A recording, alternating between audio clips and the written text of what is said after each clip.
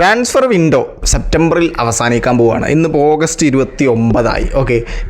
ഈ ഒരു അവസാന നിമിഷം ആയതുകൊണ്ട് തന്നെ ചൂട് പിടിച്ച അല്ലെങ്കിൽ സർപ്രൈസിങ് ആയിട്ടുള്ള കുറച്ച് ട്രാൻസ്ഫേഴ്സ് ഒക്കെ നടന്നിട്ടുണ്ട്. ഹൈജാക്കിംഗ് ഒക്കെ നടന്നിട്ടുണ്ട്, നിങ്ങൾ അറിഞ്ഞിട്ടുണ്ടാവും. പിന്നെ അതുപോലെ നമ്മൾ പ്രതീക്ഷിച്ച ട്രാൻസ്ഫേഴ്സ് ഒക്കെ നടന്നിട്ടുണ്ട്. പിന്നെ ചിലർ പോവും എന്ന് പറഞ്ഞവരൊന്നും പോകുന്നില്ല, അവസാനം സ്റ്റേ ചെയ്തിട്ടുണ്ട്. അങ്ങനത്തെ കുറച്ച് കാര്യങ്ങളൊക്കെ നടന്നിട്ടുണ്ട്. അപ്പോൾ കംപ്ലീറ്റ് ഡീറ്റെയിൽസ് ആയിട്ട് ഫസ്റ്റ് നമുക്ക് ഹൈജാക്കിംഗ് എന്ന് തുടങ്ങാം. ഓക്കെ, ആഴ്സണൽ നമുക്കറിയാം ഓൾറെഡി അവർ എംബ്രിച്ച എസേനെ ഹൈജാക്ക് ചെയ്തിട്ടുണ്ട്. ഓക്കെ, ആ ഒരു ഹൈജാക്കിന് ഇരയായത് ടോട്ടനാം ഹോട്ട്സ്പറാണ്. ആ ഒരു ടോട്ടനാം ഹോട്ട്സ്പർ ഇപ്പോൾ വേറൊരു പ്ലെയറിനെ ഹൈജാക്ക് ചെയ്തിട്ടുണ്ട്. സാവി സിമൻസ് ടോട്ടനാം ഹോട്ട്സ്പറിലോട്ട് പോവാണ്. അത് ഫെബ്രിസിയോ റൊമാനോ അടക്കം കൺഫേം ചെയ്തിട്ടുണ്ട്. 60 മില്യൺ യൂറോയുടെ ഒരു ബിഡ് RB ലീപ്സിഗിന് ടോട്ടനാം വെച്ചു. അത് അക്സെപ്റ്റ് ചെയ്തിട്ടുണ്ട്. സാവി സിമൻസും അഗ്രി ചെയ്തിട്ടുണ്ട്, പേഴ്സണൽ ടൈംസിൽ അഗ്രി ചെയ്തിട്ടുണ്ട്. ഇനി അതൊന്ന് ഒഫീഷ്യലായിട്ട് വരാൻ മാത്രമേ ബാക്കിയുള്ളൂ. ഓക്കെ, സാവി സിമൻസ് എന്ന് പറയുന്നത് PSG പ്ലെയർ ആയിരുന്നു.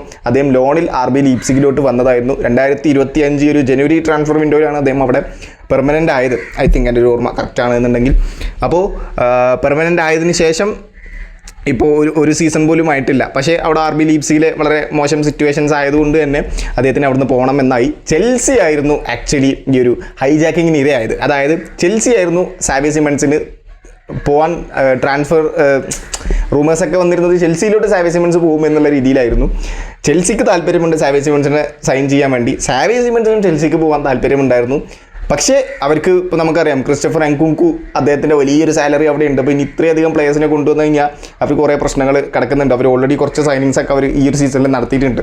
ഓക്കെ, ഡിലാപ്പ് ആയാലും പിന്നെ അതുപോലെ തന്നെ ചാവോ പെഡ്രോ ആയാലും എസ്തവാവോ ആയാലും പിന്നെ അങ്ങനെ കുറച്ച് സൈനിങ്സ് ഒക്കെ അവർ നടത്തിയിട്ടുണ്ട്. വേറെ ഒരാളും കൂടി നടത്തിയിട്ടുണ്ട്, അത് ഞാൻ പറയാം.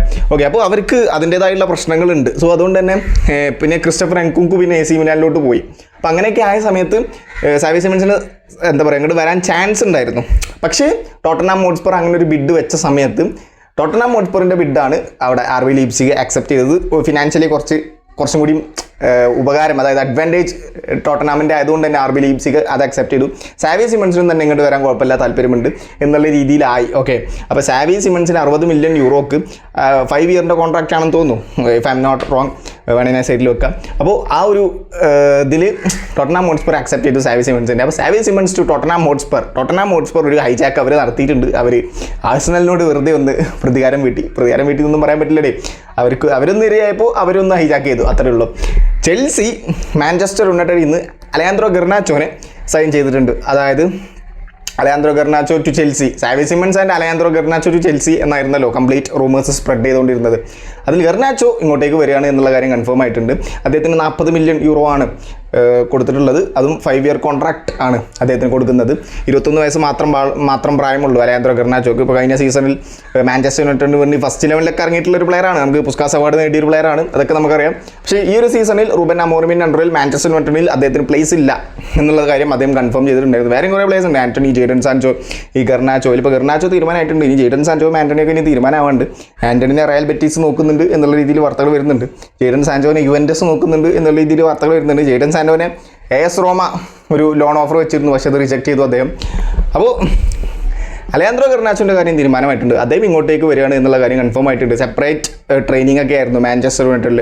കളിക്കാൻ വരുന്ന പ്ലേയേഴ്സും അല്ലാതെ ഇനിയിപ്പോൾ പോകാൻ നിൽക്കുന്ന പ്ലേയേഴ്സിനൊക്കെ സെപ്പറേറ്റ് ട്രെയിനിങ് ഒക്കെ ആയിരുന്നു. അതെന്തായാലും അവിടെ നിന്ന് മാറിയിട്ടുണ്ട്. ചെൽസിയിലോട്ട് വരാൻ അലയാൻഡ്രോ ഗർനാച്ചോ തീരുമാനിച്ചിട്ടുണ്ട്. അലയാൻഡ്രോ ഗർനാച്ചോക്ക് സൗദിയിൽ നിന്ന് ഓഫർ ഉണ്ടായിരുന്നു, പിന്നെ അതുപോലെ തന്നെ ലാലിഗയിൽ നിന്ന് ഓഫർ ഉണ്ടായിരുന്നു. അങ്ങനെ ഓഫേഴ്സ് ഗർനാച്ചോക്ക് ഉണ്ടായിരുന്നു. പക്ഷേ അദ്ദേഹത്തിന് പ്രീമിയർ ലീഗിൽ തന്നെ നിൽക്കാനാണ് താല്പര്യം. അങ്ങനെ പ്രീമിയർ ലീഗിൽ അലയാൻഡ്രോ ഗർനാച്ചോ സ്റ്റേ ചെയ്തു, അത് കൺഫേം ആയിട്ടുണ്ട്.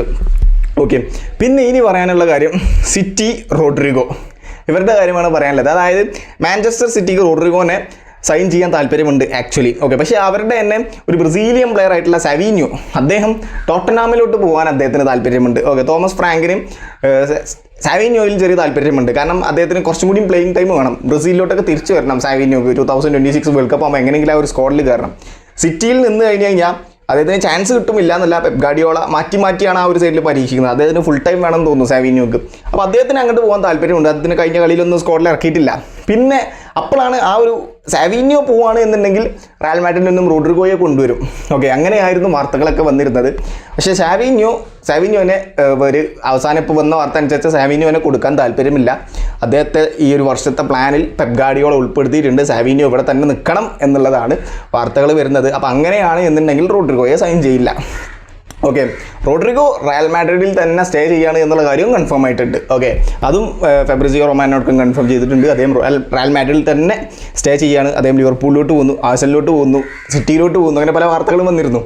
അവസാനം വന്നത് സിറ്റി ആയിരുന്നു. അതെന്തായാലും കൺഫേം ആയിട്ടുണ്ട്, പോകുന്നില്ല. റയൽ മാഡ്രിഡിൽ തന്നെ റോഡ്രിഗോ സ്റ്റേ ചെയ്യാണ് എന്നുള്ള കാര്യം കൺഫേം ആയിട്ടുണ്ട്. അദ്ദേഹത്തിൻ്റെ പ്ലാനും കാര്യങ്ങളൊക്കെ സാബി അലൻസോ കറക്റ്റ് എക്സ്പ്ലെയിൻ ചെയ്ത് കൊടുത്തിട്ടുണ്ട്, എന്താണ് റോഡ്രിഗോയുടെ സ്ഥാനം ആ ഒരു റയൽ മാഡ്രിഡ് ടീമിൽ എന്നുള്ളത്.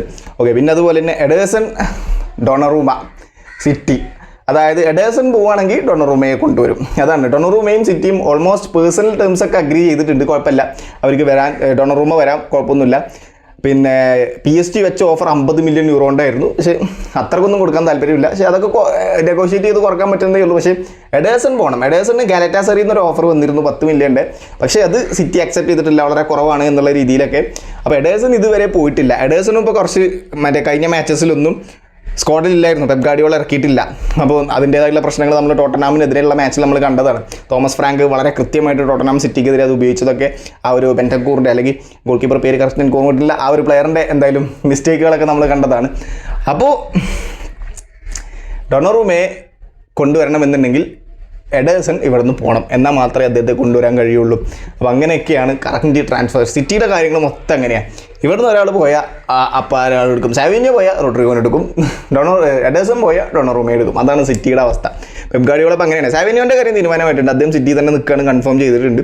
റോഡ്രിഗോയും അവിടെ റയൽ മാഡ്രിഡിൽ തന്നെ സ്റ്റേ ചെയ്യുകയാണ് എന്നുള്ള കാര്യം കൺഫേം ആയിട്ടുണ്ട്. ഈ ഒരു ഡൊണറൂമ എഡേഴ്സൺ ഇതൊന്ന് തീരുമാനമാവാണ്ട്, അതിപ്പോൾ ഇനി വരും ദിവസങ്ങളിൽ പെട്ടെന്ന് തന്നെ തീരുമാനമാകുമെന്ന് വിചാരിക്കുന്നു. സമയങ്ങളൊന്നുമില്ല, നമുക്ക് നോക്കാം എന്തായാലും. So thank you so much.